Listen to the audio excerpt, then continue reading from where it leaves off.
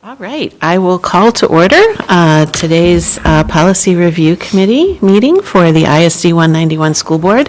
The date is February 18th, 2025, and it's 5 p.m., a little after 5.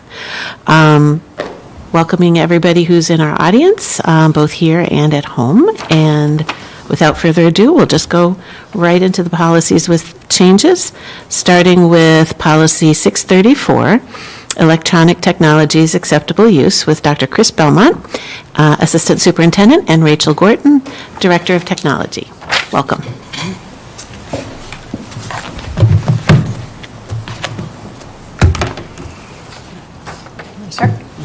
Good evening.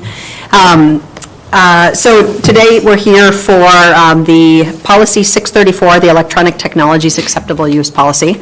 And this policy is a rather complex and ever-changing policy. So as things have changed with legal statute, both within Minnesota as well as recommendations and technologies that change, this policy changes quite often. This year was a pretty big, the recommendations that we have are pretty substantial. And part of that is looking for what we need now in a policy as well as thinking a little bit into the future. So one of the things just a quick kind of history of the policy is that about 4 years ago, there was a pretty big shift from a 524, which sits under the student area of the policies, to a 634, which is more inclusive of staff and students as a whole. That policy was adjusted. That work started under one of my predecessors, and then kind of completed it at the end of that. And the goal of that was really that the 524, the MSBA draft policy, really outlined things that were both for students and staff as it related to technology. And so that move to the 630 was really to incorporate that. During that time, we really made some what I'll call pretty major customizations of the policy. And over time, what we found is that the MSBA default policy, the template policy, is really starting to take into account some of the changes that are happening with Minnesota law, particularly around the Data Governance Act. And so there were some very substantive changes that happened in 2022 that are now incorporated into the MSBA draft policy that were not in our customized policy. So part of why we wanted to make this big shift was really to capture the fact that MSBA is staying current with the changes to law, and we foresee that will be continuing into the future. And so we want to make sure that we're aligned as close as possible to that 524 so that as things change, and I'm anticipating some pretty big changes with student data privacy as well as AI integration and cybersecurity pieces. And so the substance that you see tonight as we're looking through this is they're pretty big. There's some pretty big changes, but that's the background of why. Great. Yeah, another thing that prompted this, and so Director Gordon and I have been meeting since late summer, just to really dive into the policy. And then last spring, after the legislative session, we started also concurrently working with principals around cell phone implementation.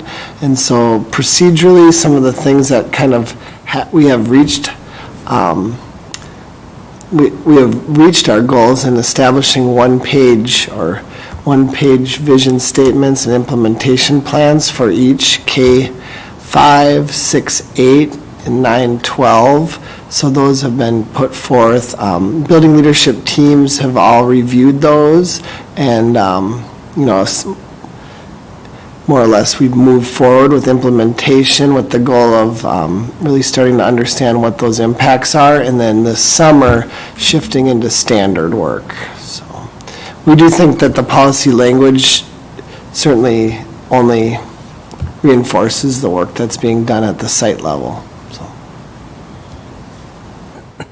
Definitely provides for what we're trying to do. So. Awesome. Is that all right? Awesome. Back to you, Chair. Yeah. Thank you. Any questions? I don't. You don't. Okay. Awesome. I do. Substantial changes, including to the title. Yep. So, Yeah, I mean, a lot of good change, obviously updating. And you may not know this answer, it's just a curiosity question. Do we know why MSBA continues to keep it as a 500 series policy versus the 600 series? Yeah, I don't know. I'm curious about that as well, because the template does reference staff Yeah. in that 524 version as well, and so I don't know why it stays under the 524. I appreciate that I appreciate that we have it under the 600 series because it completely makes sense. Okay. Yeah, no, we, as a district, we follow MSBA's recommendations, and sometimes we need to do what's right for the unique needs of our district, so I'm good with that. That squares with our discussion. We were going to kind of just, we're going to leave it up to you, 500 or 600, because we did talk about at length where. Yeah. One typo, Roman numeral 4 definitions, and I think I got the section right. It is definitions A, but is not limited to. I think are not is what it says. And if I'm Technologies includes. Yeah. Read it, I have to read it out loud. yeah, go ahead. The way it's written, it says, "The term electronic technology includes but are not limited to." And is not. Just one term. Just one term. That's right? one term. Yep. Yeah. Okay. Sorry about It's been a that. long day, Good but catch. yes, please. Would it be is or and is? Not limited to.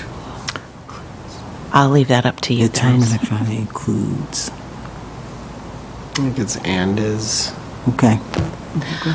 Roman numeral, Okay, well, looks like it's 18. Let me go to it.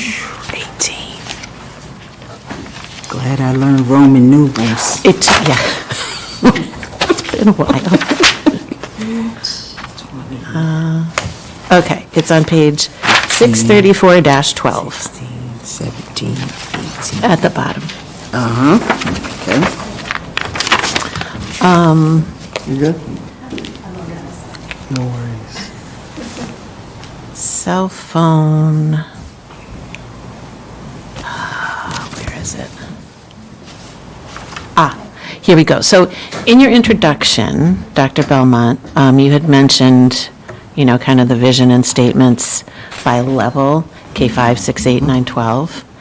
And I'm wondering, in that first paragraph, why we wouldn't have those levels mentioned rather than specific school buildings, grade levels, or similar criteria. That last sentence, these In the- rules in and the- procedures may Okay. be designed for specific school buildings, grade levels, or similar criteria. Understanding that BEST, a program, right? BEST is a program and community ed is a program. And I imagine that all of those are falling under this as well. Okay. I do so. So what would be the suggestion, Director Alt? Rules and procedures would be designed for K-5, 6, 8, 9, 12, and special programs. Okay. Okay. Kind of leave it open-ended as far as, we know we have BEST and community ed, but we want to leave that kind of open. Yeah. And then it just clearly names kind of the approach we're taking. I like that. And then it's for some consistency too, especially knowing that's how you've discussed it. And then Roman numeral 19, screen time. On the next page, I believe. This section does not apply to a child for whom the school has an individualized family service plan, an individualized education program, or a 504 plan in effect. It would seem to me that the wording might be this section is governed by the child's IEP, 504, et cetera, rather than saying it doesn't apply. I would think we would look to whatever that special definition of support that might be needed. And we'll Might be look, because from there's a statute. statute. Yeah. Is there a language statute? Specific. That's law. They added that, so we'll look back and Okay. see. Yeah, and Also in govern, 2022. That was a big year. yeah, A lot of statute. Yeah. changes. So if it's Okay, not we'll statute, look that would be, back. I. Governed by. Governed by, something about governed by. Yeah.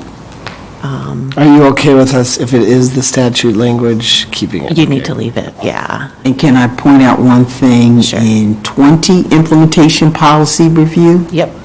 D, this would move, once passed by the board, to annual, so we'd have to go back and add that to that policy. Just wanted to note that. Yep.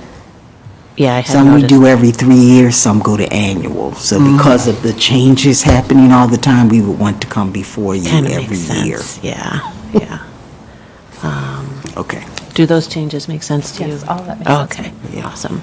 It's rather exciting. It is, yeah. All right, so any other comments?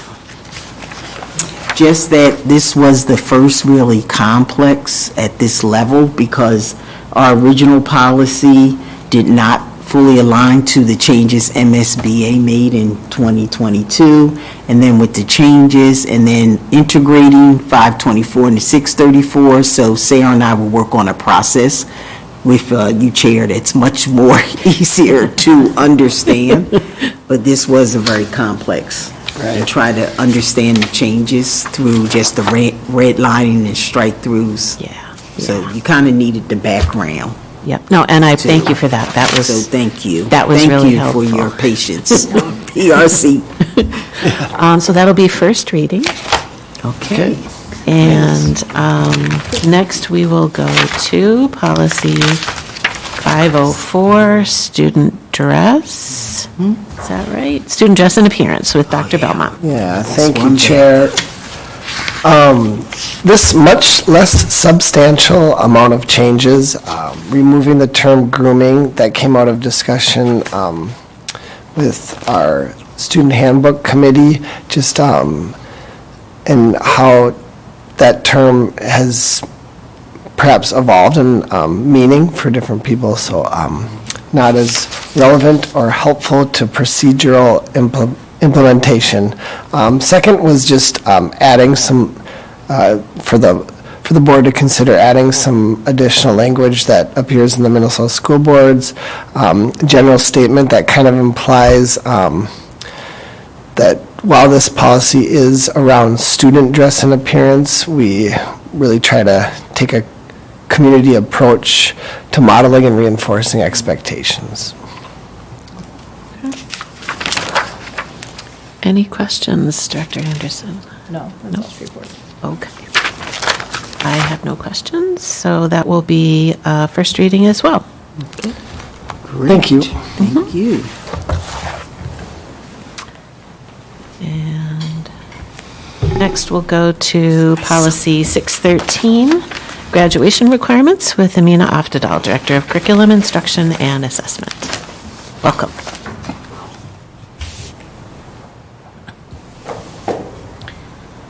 Policy 613 is one of our policies that we review annually, and so that is its purpose here.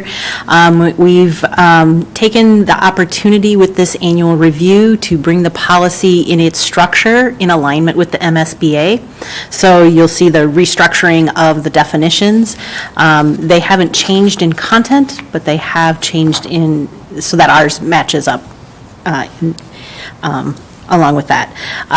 The content changes that you might see are in Section 5 with some shifts and changes in legal or legislative language about college and career readiness. And so the component that's been added here is on paragraph B, where they talk about targeted instruction. So students who might be in a targeted instruction course of remediation or intervention, they wanted to make sure that we continued to make appropriate recommendations for those students for courses that are college credit bearing when those become available to them.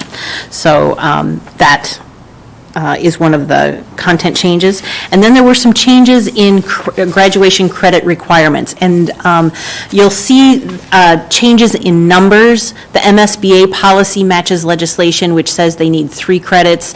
Because we count credits differently here, our numbers are equivalent to those in terms of the scope, but our numbers match kind of what our students are actually earning on their transcripts. And so that is there. And then we did make sure that we clarified the personal finance. The legislation offers the personal finance classes for students beginning in 10th grade. We've structured that for a requirement for 11th and 12th grade. So our graduation requirement matches that, as well as changes in the legislation with the implementation of the science standards. And so you'll see those changes in there.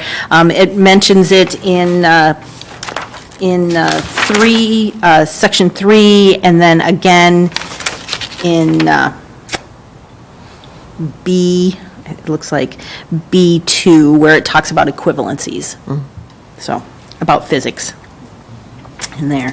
So those are some of the content changes, and then the rest are shifts and changes in the legislative updates, and then the changing from World's Best Workforce to college and career achievement. All right. Any questions? No? All right. Come up with one someday. I know you will. Let's see. Yeah, I didn't have any questions either. That will be first reading. Okay. And then we're staying with you, Amina. Policy 614, school district testing plan and procedure. Yes, so the school district assessment program, the only change there is in the legal references from World's Best Workforce to college comprehensive achievement and civic readiness. Okay, so that's the only reference. Questions? No? That one was pretty. I didn't have any questions. And this will be on consent. Consent. And then, naming school buildings and facilities, policy 899.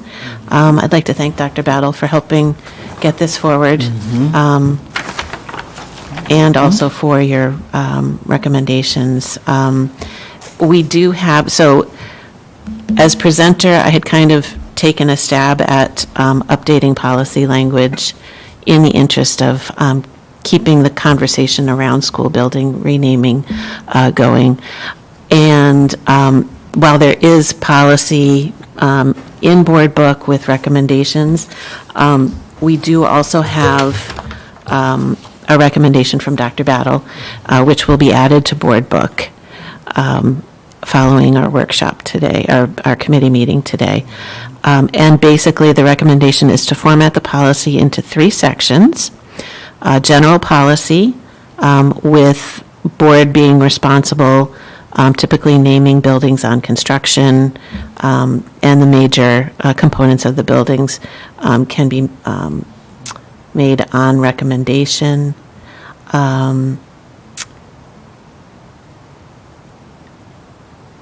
Yep. And there might be other parts to this. Yep, and it maybe it'll just come back a second Yeah. time. Yes. And then the second part is process for naming or renaming. That would be superintendent or designee will manage the process. There will be a committee that will represent the entire community. We want to be inclusive. And the process, the committee will represent the entire community, and the process will engage the entire community.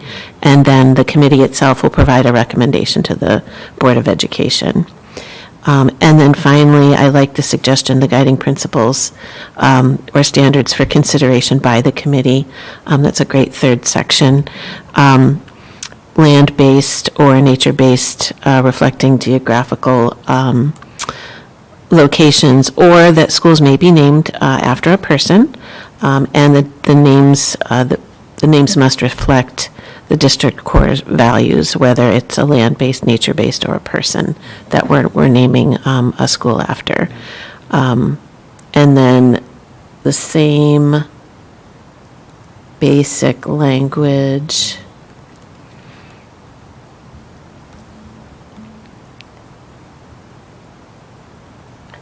So I guess it's a slight shift. If naming it a school after an individual, it must be someone of regional, state, or national repute.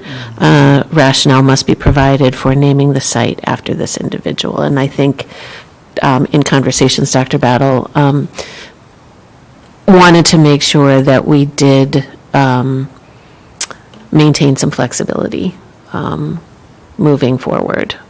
I know that the recommendation from our APAC families was to limit school names simply to land-based, and I think that is a wise recommendation. I think we do also want to make sure that we give future boards flexibility and guidance with this policy in terms of expectations and who may or may not, what the parameters are. Yeah, I don't know if it's possible to outline a vetting process, but to do that insofar as to make sure that it's required to really dig in to make sure that there's not something complicated in that person's background. Everybody's got something a little bit complicated, you know what I mean? Like, Research. yeah. And I would say that probably would fall under guiding principles, Yeah. and if there's some sort of regulation that you might want to bring forward with that, Yeah, that's we fine can- too. The regulation would be much more detailed to go through that process. And I think this actually might be one, given how infrequently schools are renamed and the significance of the name of a school, having that documented, that regulation with the policy will be most transparent for the school community and our families and the community at large. Yes. Any other comments? I don't think yet, no. Okay. So how about we do this? We have it come back for second, for a second review by the committee. Unless officers decide perhaps we just do a, committee of a whole review of the policy in work session. That could be something that could be done as well. So thanks for your guidance. I have to thank Aaron Tinkelberg and Chris Belmont. We did some quick reading and collaboration this morning to come up with some considerations Yeah. for you tonight. That was very helpful. Thank you. Yeah. So this will be coming back. Great. And I believe, Sarah, do you have everything that you need? Just to confirm that the first readings will be on the February 27th meeting, since there is time for it to go with the board. Yeah. And that adjourns our committee meeting. Okay, great. Yep, thank you both.